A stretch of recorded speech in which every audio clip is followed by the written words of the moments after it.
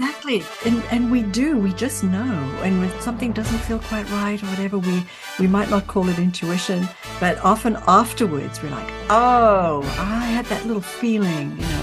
So I love helping people make that small, quiet little voice a little bit clearer and trusted.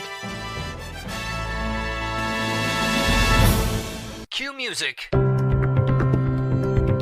Places, everybody places.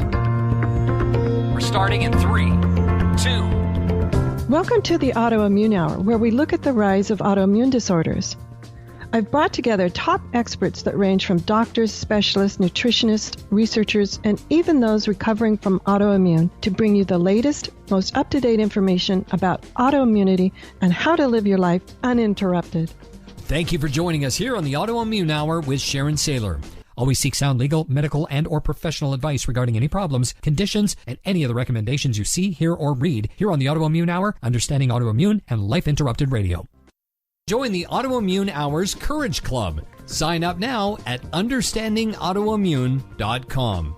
Now, back to your host, Sharon Sayler. Welcome, everyone, to the Autoimmune Hour. I'm Sharon Sayler from SharonSayler.com. And as always, it's my honor and pleasure to be with you here on another brand new episode. Guys, this is 399. I'm so excited. A lucky number. Who would have thought that we'd gone that far? Back in 2015 when we started this, I'm still shocked that we're still going strong. I love it. I love doing all these episodes.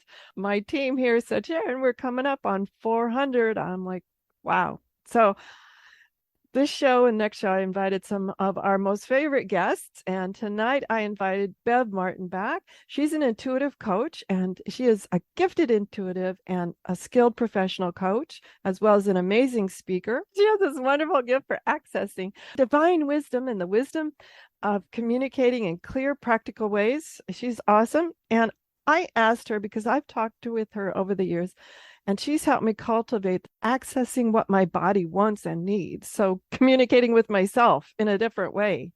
It's in a way of understanding what is the body needing right now to get well and to regenerate itself and optimize itself, all those good things. So thanks for being on the show, Bev. Thanks for having me, Sharon, and congratulations. Wow. Thank you. Wow. Way to go. I know. 399. Amazing. Yeah, absolutely. And I don't know if the audience knows, but you and I have known each other quite a long time.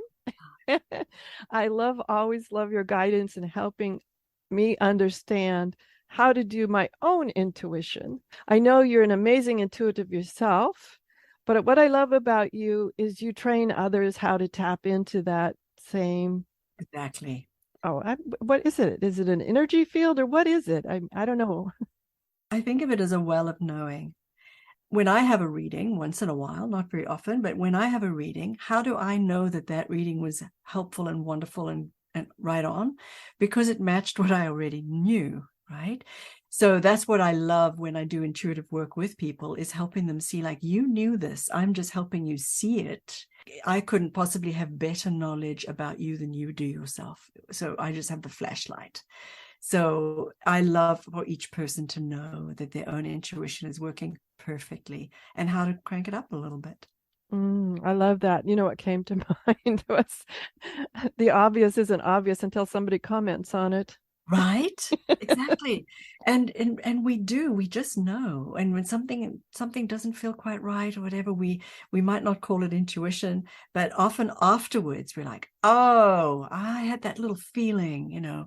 So I love helping people make that small, quiet little voice a little bit clearer and trusted. Yes. And with your guidance, this was a while ago, and it brought it home. I was driving and I kept hearing this voice, move over, move over. And I could have moved over, but I was lazy and I kept going. And unfortunately, I was in an accident. And the people in the other lane were fine. I was hit by something. And that was the moment, the defining moment where I really went, okay, this is really something. Up until that time, I sort of played with the idea. I liked the idea. It sounded cool. But I was still sort of on the fence, like, is this real? Or, But that was a defining moment for me when I was like, okay, yes, Yeah. I should have listened. I Yeah. should have moved And when we over. argue with ourselves, yeah. And I was upset because I was like, you were just lazy. You didn't want to move over. Right. And your logical mind was probably like, why do I need to do that? Right. The logical mind is not the same department as the intuition. And often our logical mind will have a big lofty reason not to do a thing. And the intuition goes like, well, okay, I told you, because it is subtle. It is subtle. Well, yeah, it was subtle, but this time it was very clear. Yeah. And my logical mind, or the other louder mind, actually, at that moment, was the other lane was smaller. And I said, oh, I don't, you got to be more careful in that lane, And so I'm just doing all these rationalizations of why I didn't want to move into that lane until bam. And then I was like, okay, thanks. I get it now. Right. Little late, but I got it. And rationalizing is one of the biggest obstacles between just knowing what we know, because our logical mind, we know a lot of things logically and intelligently, and we want to be smart. And so that part of our mind usually, has the microphone more easily and gives us a big speech. And because that other subtle feeling seems as if it's so much more mysterious, we trust the logical. And there are times, of course, we must trust the logical. But that rationalization, when we go, yeah, blah, blah, blah, oh, and then oftentimes afterwards, we're like, go. Exactly. Exactly. One of the things I wanted to talk to you about, because hopefully none of our community here is going to have to listen to that move over comment ever. I have found in my recovery that when I'm in a situation, let's say in a doctor's office, and they're telling me something, and I'm just kind of like, no, that doesn't sound right, or I don't think so. Those moments when I've trusted that, in the long run, they've turned out to be the right ones. And when I've logically argued with, oh, well, they're more trained or more this or more that or blah, blah, blah, blah. So I wanted to talk to you tonight about communicating with ourselves when we have these questions, especially maybe around our optimization of our well-being.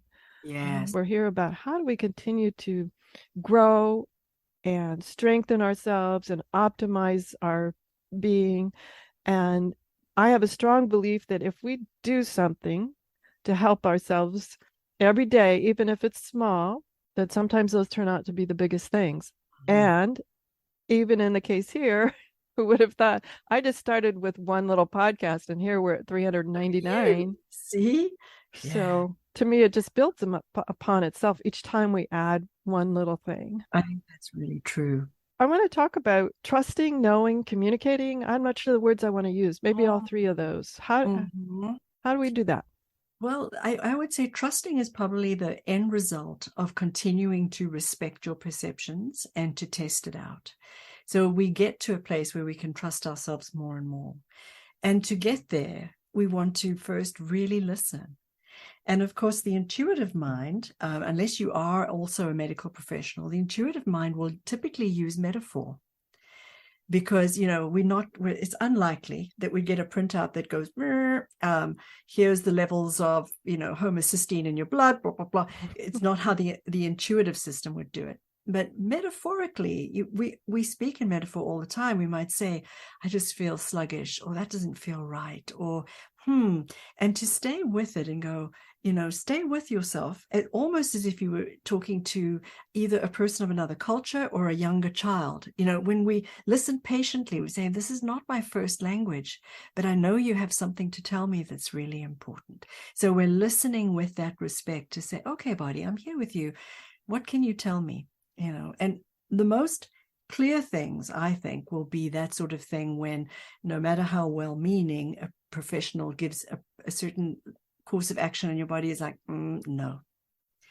I had a dentist many years ago tell me that my jaw is out of alignment. It's still out of alignment because his recommendation was, we're going to need to break your jaw.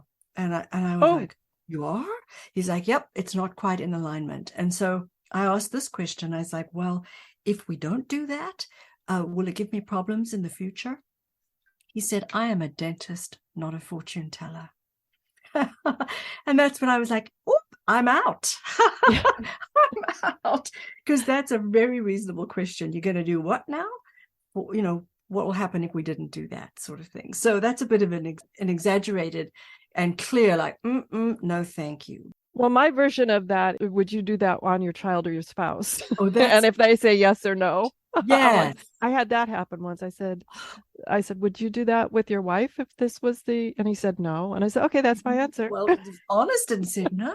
Yeah. Because it was like, whoa, that seems like a radical course of action, for whatever. So, but often it could be more subtle. And yet we sit with it almost to say, let me take that in. What's my initial response? And if the body's response is, oh, the more we get to know ourselves, the more we can tell the difference between I don't want to do that, and yet I guess it's the right thing.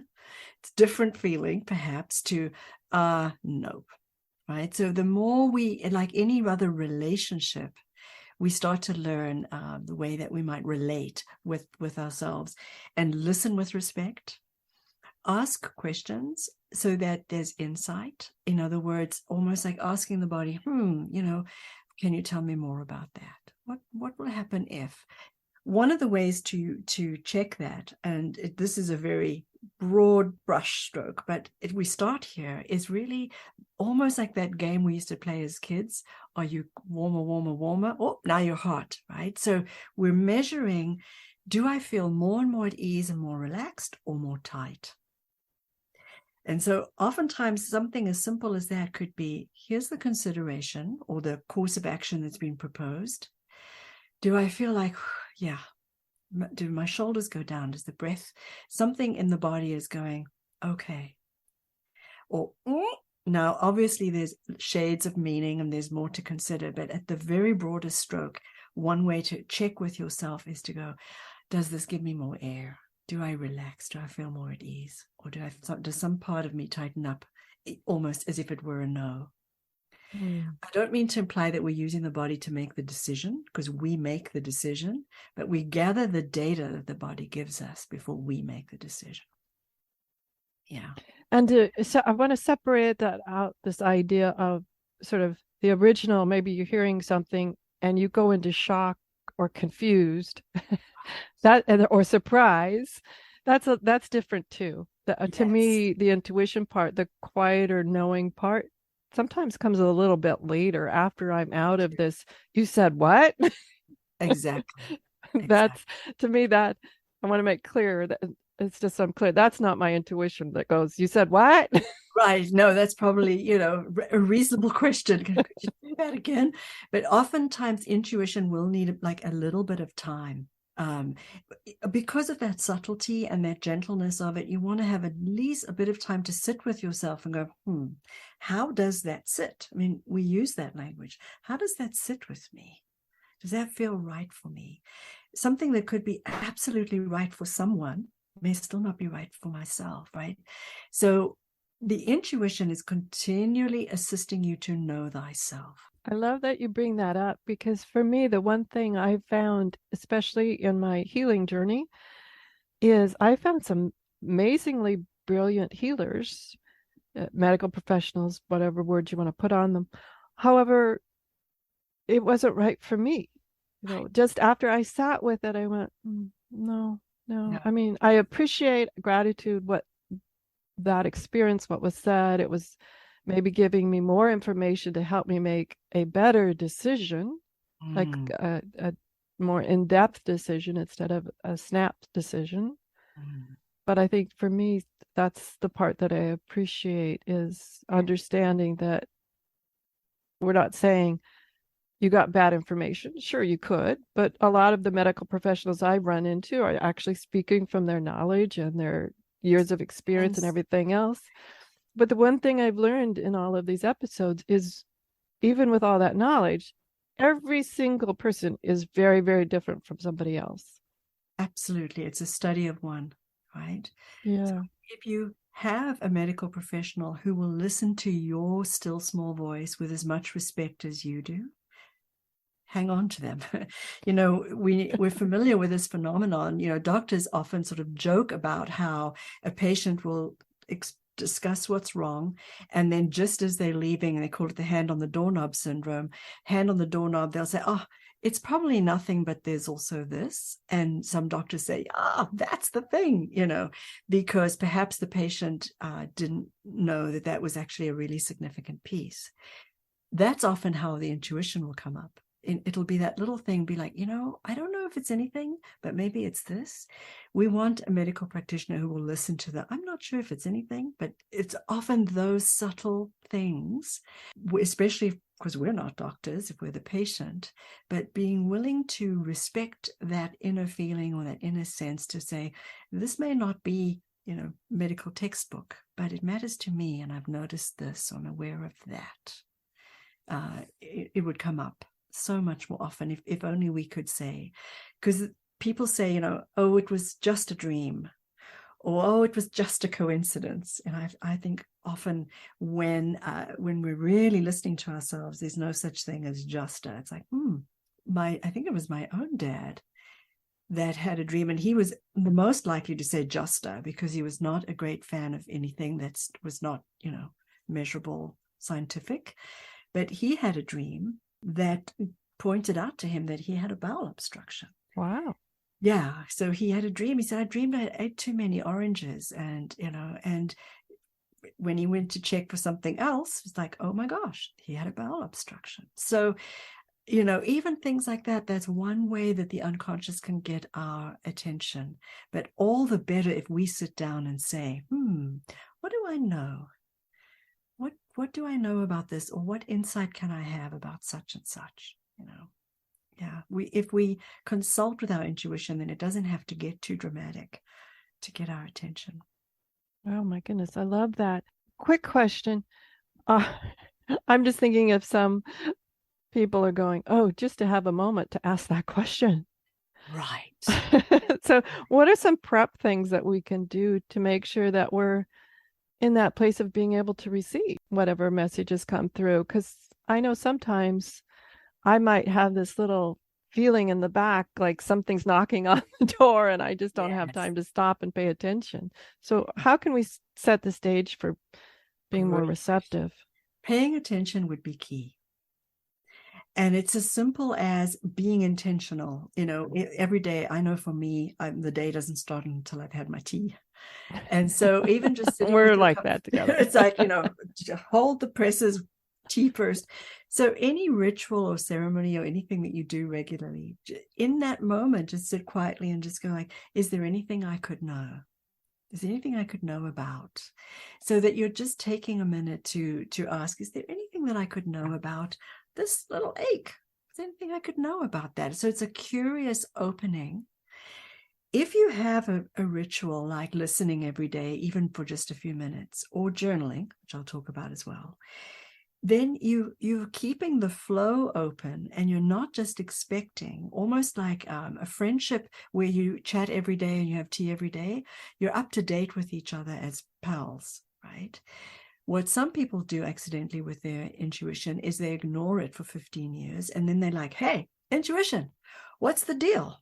Right? So how would a friend like it? You're talking to me, right?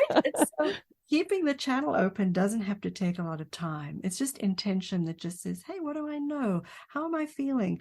And then journaling can be another way. And I always encourage a messy journal. I always love these pictures that you see of a fountain pen and a beautiful journal and beautiful words. A messy journal is a much more direct way for your intuition. It's more like a list, scribble, note, sticky, coffee stain. Like it needs to be a working journal that your intuition says, she's listening to me.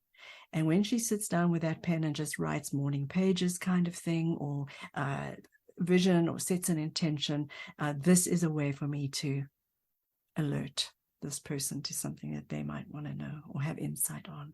So just keep the channels open. So it might sound like I'm saying talk to yourself, but I am. Talk to yourself and listen. And you can do it without opening your mouth so you don't. Right. Although nowadays nobody thinks, they just think you're talking to your earbuds now. Exactly. But staying connected with yourself is really what is the job of your intuition. It's also the purpose of it. Now, I do want to share, I've shared this before, how I like to journal. I have a messy journal. However, I like to keep the left-hand page open at first. I always just write on the right-hand page, fill those up first, because that way I can go back and write what's changed. Or I find that my intuition is more powerful as I go back, maybe a week, a month, 6 months, whatever. And I go, oh, that's where the clue was. I love that. And then I read on the left-hand side some of the little notes of what's changed and reminding myself that, goodness sakes, I knew this 6 months ago, and yet for whatever reason, I didn't take it under advisement and do action. So Wonderful. I just find being able to spend a little bit of time, we're not talking hours, guys, spending a little bit of time reflecting back. The person who taught it to me actually does it on a very systematic way, like every week and then every month. And I'm like, yeah, I don't do that, but it seems to work the same. Just however it fits into who you are. I love that you're going back. That really makes sense. And I like the method of it is leaving that one page blank. Excellent. Thank you. Good idea. Yeah, it's as simple as that kind of reflection of going like, what did I know? Many years ago, I was leaving to go to work and I looked at my warm bed that I'd just gotten out of and I was like, oh, I wish I could stay in bed. And the next day I got such a bad cold. So I got what I wanted. And now I was like, oh, wait a minute. That it was almost like a wish fulfillment. My body is like, oh, you want to stay in bed? Here you go. Right. And so that would have been the kind of thing to write in the journal. It's like, okay, note to self. Be clear in one's intentions and be careful what you wish for, right? That's the unconscious almost making that happen. But really just listening with such a friendly frame, because when we befriend ourselves, and we know, just like a good friend will tell you, like, hey, you got some spinach in your teeth, your intuition would be, Bev, you need more water. Oh, yes, forgot. So your intuition, when you're friends with yourself, there's not such a big gap. You're not having to sit down and make a big appointment. Your friendliness is open. You're chatting every day. You're working in your journal and you're listening to yourself. My goodness. We need to take a quick commercial break. And when we come back, we're going to talk some more about how we listen to ourselves, some more tips and insights on that. As well as piece I'd love to talk about is I always thank afterwards. So the ritual of saying thank you and gratitude to yourself. So we'll talk about that. Bev taught me that ritual, so I want to talk about that as well. So we'll be right back.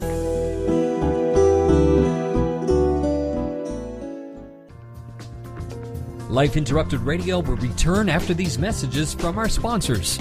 It's great sponsors like these that keep this show coming to you every week. Be sure and stop by lifeinterruptedradio.com to learn more. Your conscious lifestyle on steroids. OMTimes Radio. IOM FM. If you're worried your friend may be struggling, remember, you don't have to be there to be there. You could say, how are you, or get a fake tattoo. You could ask with an app if it works for you. You could chat on the game, kick off your flip-flops. You could ask on your couch while you binge watch. Whatever gets you talking. Reach out to a friend about their mental health. Learn how you can help at seizetheawkward.org. Brought to you by the Ad Council, American Foundation for Suicide Prevention, and the JED Foundation. OMTimes Magazine is one of the leading online content providers of positivity, wellness, and personal empowerment. A philanthropic organization, their net proceeds are funneled to support worldwide charity initiatives via Humanity Healing International. Through their commitment to creating community and providing conscious content, they aspire to uplift humanity on a global scale. OMTimes, co-creating a more conscious lifestyle. Listen and imagine.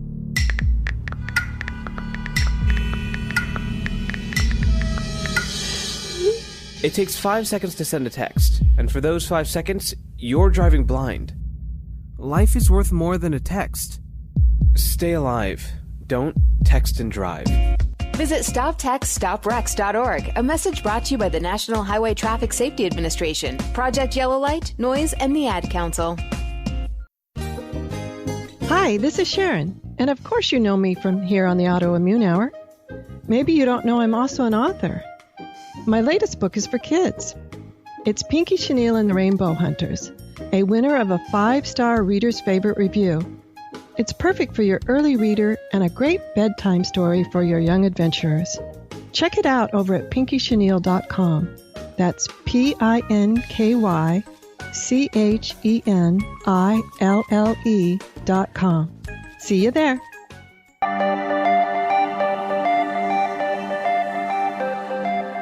Welcome back, everyone, to the Autoimmune Hour. I'm Sharon Sayler from SharonSayler.com, and you can always find all our previous episodes, all 398, over at understandingautoimmune.com. And of course, this one will be there as well with Bev, number 399. And I'm just having so much fun with my friend Bev. She has taught me for years all about tapping into my intuition, and I think that has been a major part of my healing, as well as it was a major part of finding my medical team. Not only was I tapping into my own intuition, but using the things that Bev taught me to go, is there synergy with this person, this medical provider, and the way I think, and are they open to me the way I am, the way I work, listening to my intuition and those sorts of things. And that was a huge thing for me, was being able to understand how intuition works, and then seeing if the medical provider and I are on the same wavelength, if I could use that for term. So, Bev, let's first talk gratitude. Every time the intuition has the courage to speak up. I love your reminder about the thank you and the gratitude, because your intuition is advising you all the time, and it's like you're opening letters. And when you act on intuition, when you're using the wisdom to support your life, your intuition knows. But wouldn't it be nice to say, hey, thanks? And it's another way to become conscious yourself of, how did that come to me? How did I know? Yay. So it's appreciation for yourself, for the system that's working well, for the courage it takes to respect one's own perceptions, right? Because there is this, in our world, we like to be right. Intuition isn't about right. It's more about open. And it keeps us open and curious until we're more and more on track. But we don't get a nice big check mark that goes right. That happens afterwards, once we've sort of gently followed the way. And so our logical mind likes to go left, right, black, white, right, wrong. Our intuitive mind sees things from all perspectives. It takes a little bit longer. It takes a different level of listening. So that appreciation to yourself, as well as to your wisdom system, it's a really good idea to keep doing that. That, whatever we appreciate increases. And so I think that's lovely. I'm glad you reminded me of that. And one of the things that I like to do, I find it comes out as a different voice. I actually vocalize it, but it comes out as a different voice. And I guess my intuition knows that it's directed at, hey, this is the voice that you hear my gratitude with when I say, thank you, thank you, thank you. And usually, I have to be honest, I love the idea that you said do it during the process as well, because I usually just say thank you, thank you, thank you when I have that moment of recognition, like, oh, I knew this and I'm here now because I followed, I trusted this. And that's usually when it gets the most gratitude, when I have that moment of recognition and I go, thank you. Yes, thank you. I love the idea of thanking it along the way. Maybe that'll help keep me more focused.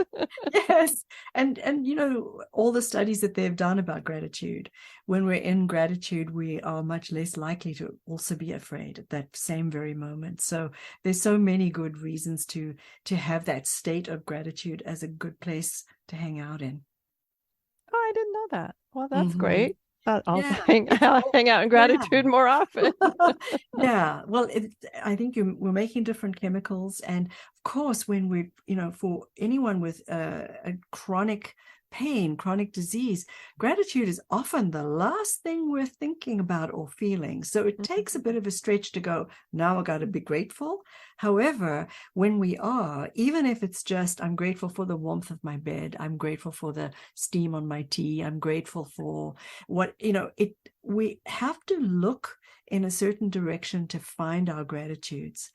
And that is a different direction than where pain resides or fear. So even if all it did was compel us to change our thinking into a certain direction to find those gratitudes, it's worth it.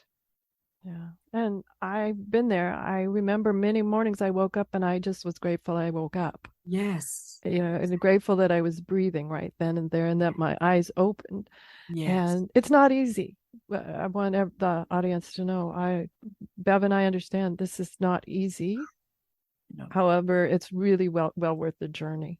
I think the more I use my intuition, the more I recognize it. It's almost like when I first started working with you, I didn't know the voice, or I didn't know. To me, it is like a voice. I hear things, and I didn't recognize it. But now, oh, you're back. Thank you. Yes. Yes. Phew. Yes. Yeah. Now, do people always hear it, or does it show up in different ways? It varies. So when you're hearing a voice, we call that clairaudient, clear hearing. And often it can be that because it's so efficient. We hear something, we're just like, oh, there it is, right?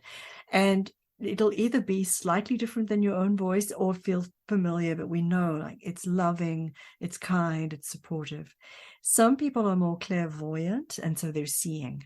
And so they may be the ones who notice the writing on a sign that just is exactly an answer to a question they were holding, or they see, they're just able to sort of notice things more visually or auditorily, and then a lot is kinesthetic. And I just love if we use all of those channels, honestly. It's like, and even the sense of smell. So often smell is, for me, comes up, I'll be doing a reading for someone, and I know that there is no cinnamon in my office, or funnily enough, when I smell tobacco in this way, it smells delicious. I'm not a fan of the smell, but when I'm smelling it, because I'm supposed to recognize that it's either somebody who's come or used to smoke or something like that, it comes in a certain way. And so smell is often a great way to use your intuition, because it's one of the least burdened senses. Because our culture was so visual. We're listening to things all the time. So letting the voice speak, seeing what you see, and then also feeling, and then even smell. Wow.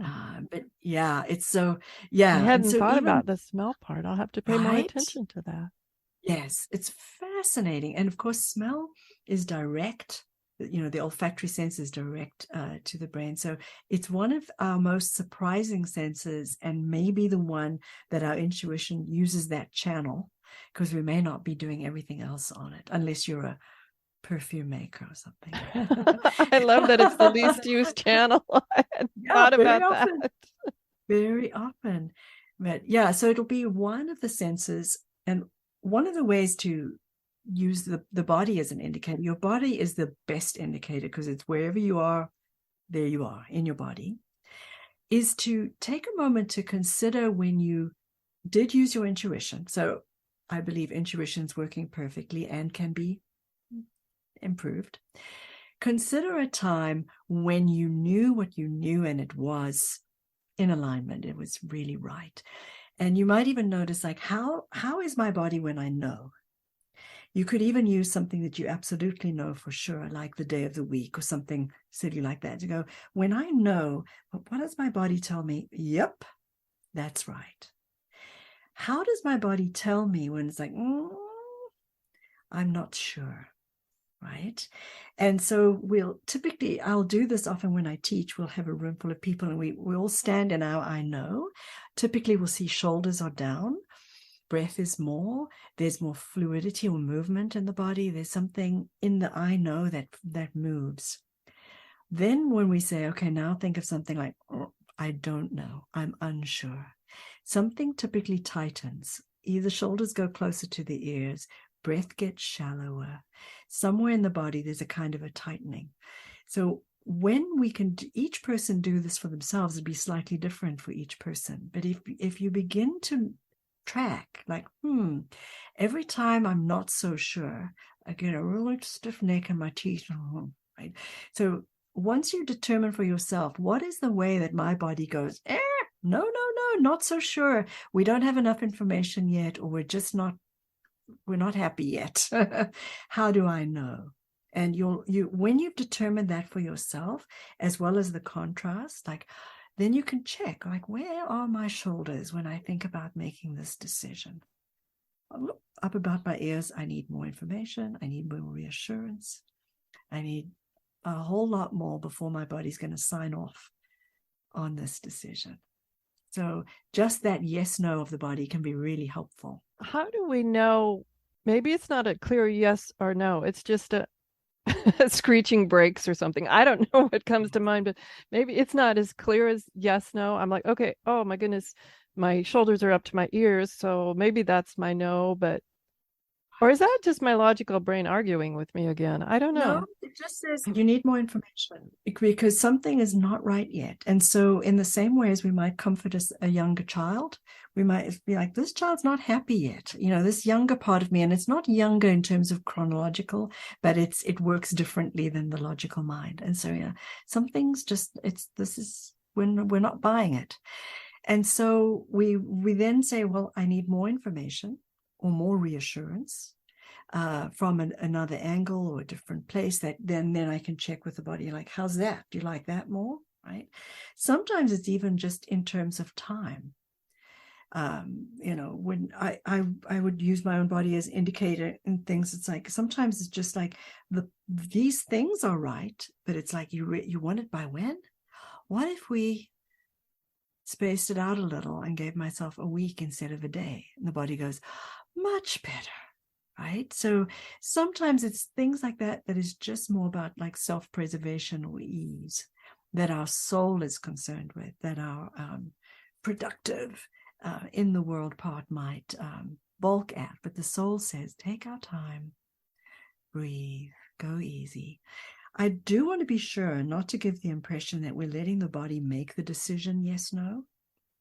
The decision is still ours, and that's discernment. But we when we gather, it's almost as if we're asking our advisors, what do you say? What do you say? What do you say? Mm-hmm. That person says, yes, yes, yes. Body's like, So now we know, okay, we're not all on board. The jury is split. And so we now need more information, or more time, or more reflection. We need something more. And even then to say, what do I need? What do I need? And ultimately, even when we use the body as an indicator, the decision-making is still our own. You and I probably both know people who do muscle testing. Yes. And that's another way of asking the body, like, do you strengthen on this idea, or do you weaken? It's a similar idea. I find that fascinating about talking to our bodies, and I love that idea of just listening and taking in more information and doing board of directors, board of advisors internally. Right. And I guess it's kind of a bizarre question because I've gone through it, and I remember it was a little bit odd. The more I worked with my intuition, the better I felt at ease with using that as one of my boards of advisor. It doesn't, as you said, it doesn't run the show, but I take it under advisement. And this is kind of a bizarre question, but if you are doing this as a newbie, how do you keep from like friends and family going, what are you doing? I mean, if all of us, I don't know, that happened to me. A certain family member who really doesn't, is a do and then think kind of person, had some questions about when I said, well, I need to sit on that a little bit. I need to just kind of let it sit a little bit. And I was using words like that, but really what I was doing was kind of waiting for more information. Yes. I think a lot of the time we really do this in the privacy of our own heart. And yet to give ourselves permission to sit on a thing, I think it's something we absolutely have to do. To be able to say, I'm just going to sleep on that, and there's certain styles of thinker that we need that sleep on it more than others. But to give ourselves permission for that, to just know what we know. I feel like a lot of intuition, we do want to be careful. We don't want to say, I had a dream and therefore. Sometimes it's like a part of me just feels this way. Sometimes people can tolerate that a little bit more, especially if we're talking to a doctor to maybe say, I'm on board with this and this. However, breathe. A part of me is a little concerned about that. And I might put it that way rather than saying my intuition in case they, are disrespectful of this avenue of insight. And yet I love medical practitioners who themselves say, something just doesn't feel right here, or my intuition is telling me this, because a really skilled practitioner, whether they call it intuition or not, also will make good decisions based on kind of a collective connection of all of the wisdom and things that they know. So they may not call it intuition, but I love it when they do that same thing. It's like, this may seem weird, but let's try this. I'd be like, do say. Yeah, I like doctors like that. I like doctors that, and I don't even mind if a doctor says, well, you have me baffled. Let me think about it. Yes. That's fine. I'm as baffled as you, if not more baffled than you. Yes. And much more trusting to say, okay, we're both baffled, but at least we're both honest about it. Right. Yeah. Right. Really, really good. Yeah. I know that's really hard because in medicine, a lot of it is life and death decisions. And I know that it's really hard to switch in and out of those opportunities of where it is an absolute make the decision now versus I don't know, this new symptom has me baffled, or this new response or something like that. It has me as confused as you. And I usually thank them out loud. I'm like, oh, thank you. I appreciate that yours, Absolutely. So we need to take our last quick commercial break. And when we come back, we're going to talk to Bev some more about this idea of intuition. And I want to talk about communicating with a very specific symptom. I don't have one in mind, but I just want to talk about, can we talk something that's going on inside of us and get some insights that way? So we'll be back. We're going to talk about communicating with a symptom. We'll be right back. Research shows we apologize up to 10 times a day, and most of the time, we say sorry as a response to someone else's mistake. What if we thanked people instead of all that unnecessary apologizing? So instead of saying, sorry, I'm rambling, you say, thank you for listening. Join us at projectforgive.com, a free, non-religious resource on global forgiveness. Do you want to be a better leader, have better relationships, become more self-aware, be a better communicator? Hi, I'm Sharon Sayler, best-selling author, professional speaker, and executive coach. And my life passion is empowering professionals to be the best that they can be. After years of working with professionals, I've discovered the 7 things nobody is telling you that can cost you your clients, sales, and even your career. And I want to give it to you free. You've heard my show, you know my passion, and maybe we'll be working together sooner rather than later. So go grab this ebook now to find out the 7 things that's costing you big time over at SharonSayler.com/radio gift. Hey, hon, what you doing with your phone? Taking pictures? No, I'm asking it questions. Like what? Hey, Bobo, do flowers have best friends? I'm sorry. I'm afraid I don't know that. Hey, follow me. I want to show you something. Look, flowers do have best friends. Whoa. Some answers can only be found in nature. Discover the unsearchable. Visit discovertheforest.org to find a trail near you. Brought to you by the United States Forest Service and the Ad Council.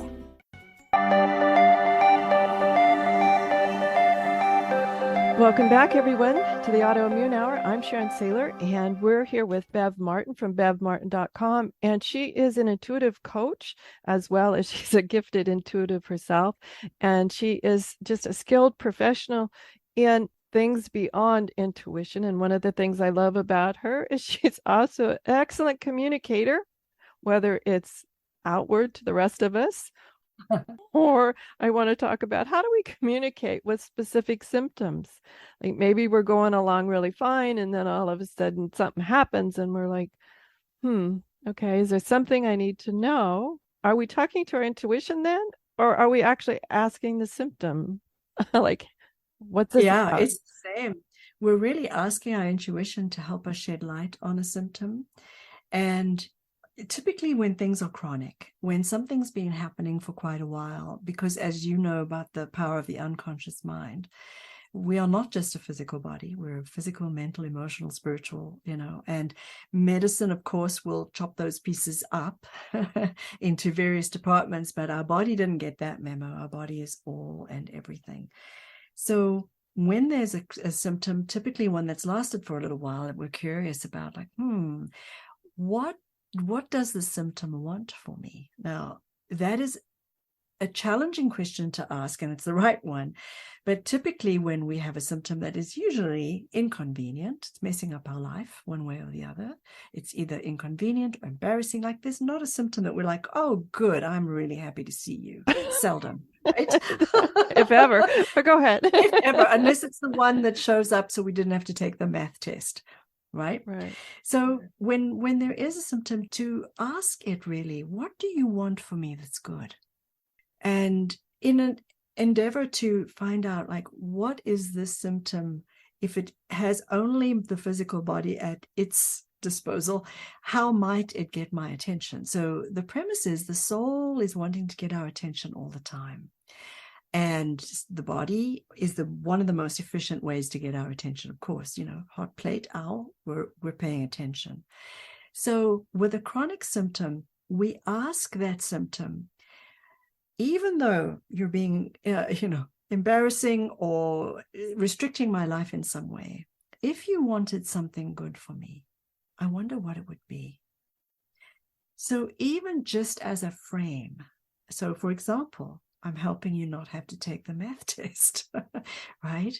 But often a symptom can develop from an underneath part of ourselves that might not even be aware of all of those things going on. So, for example, I've seen a lot of clients with fibromyalgia.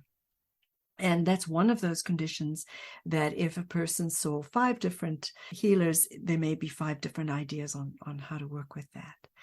And so we often will just ask, what do you want from me that's good? And at first, my client is often like, how can we even believe that this thing would want anything good for me? It's terrible. It does this.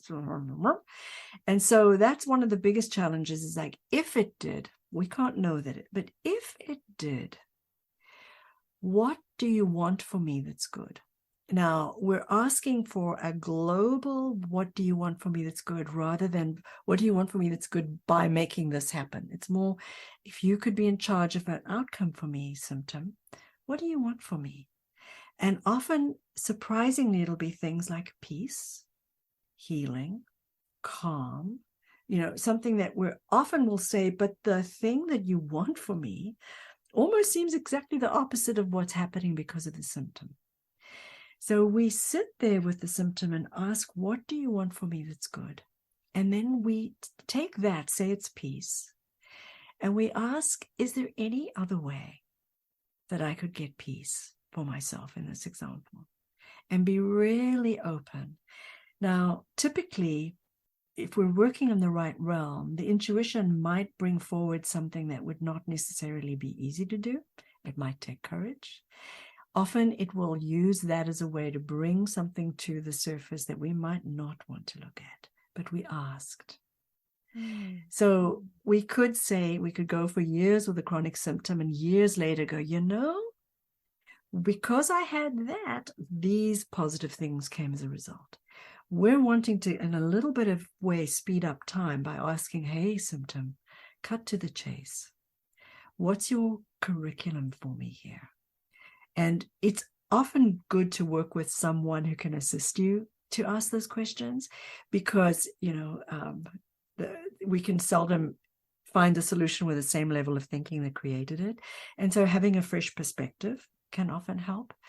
I had a friend just say to me today, she has, her husband has has to have his pacemaker replaced quite often. And coincidentally, she says, it seems that every time he has to have that, I get something wrong with my eyes.